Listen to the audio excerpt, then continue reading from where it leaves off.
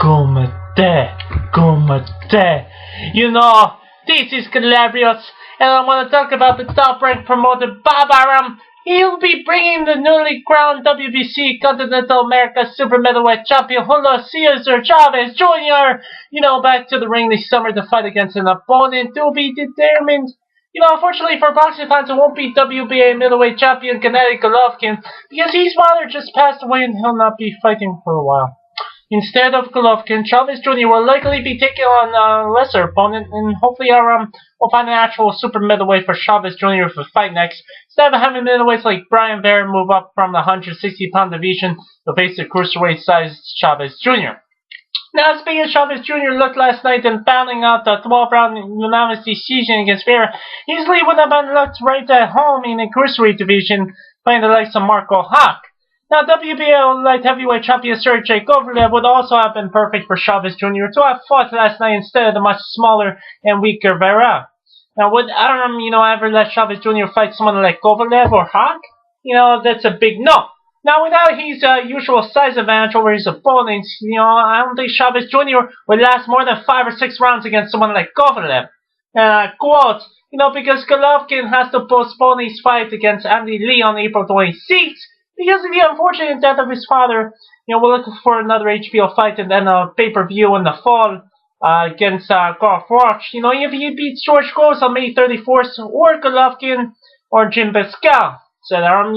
So, you did notice how Arum mentioned Roach's name first before Golovkin. That tells me Arum prefers that Chavez Jr. fight Roach rather than Golovkin. It's understandable because the 36-year-old Roach has looked vulnerable in the last 2 fights against Miguel Kessler and Gross, and he seems to have slipped a notch or 2 recently due to his age and the wear and tear of some of his difficult fights. Now it looks like Arum, is starting to have second thoughts about wanting to put Chavez Jr. in with Golovkin, and it's not surprising. Golovkin would tear Chavez Jr. apart if he were to get that fight. We saw last night and Vera was able to do it to Chavez Jr.'s face, and he's not a big puncher like Golovkin. You put Chavez Jr. in with Golovkin and he'll be beaten badly. Now, on-side action, Vera was able to make contact with weak punches to Jr.'s head, and, would be much worse for Chavez Jr. if Golovkin was throwing the same punches. Now, you all know that, a Chavez Jr. versus Jim Pascal fight would interest American boxing fans. That seems like a fight for the Canadian market. And it'd be surprising if HBO says yes to that fight because Pascal hasn't done anything since losing his WBC light heavyweight title to Bernard Hopkins back in 2011. Now, Pascal did beat Lucien Bate last January, but Bute looks like a shot fighter now and isn't what he was 5 years ago. You'll see how fans would be interested in seeing Chavez Jr. fight Pascal.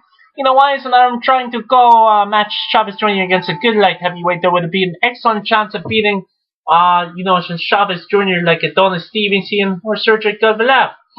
Now, I guess the answer is obvious. Arum wants to keep Chavez Jr. winning and put him against Kovalev and Stevenson. He'll get beaten again. Roger Pascal much safer fights for the Chavez Jr. And so we might see Arum pull in front of the middleweight division to find Chavez Jr.'s next opponent in the summer.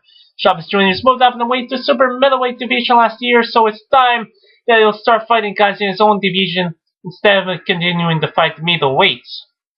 Chavez Jr. says he wants to fight Sergio Martinez again if he beats Miguel Cotto in their fight in June. However, will they ever make it fight between Chavez Jr. and Martinez?